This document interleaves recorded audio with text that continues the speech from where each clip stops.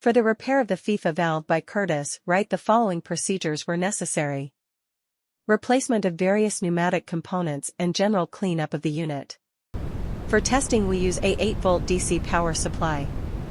When we connect the Fifa valve to the power supply, we observe that the servo is moving back and forward.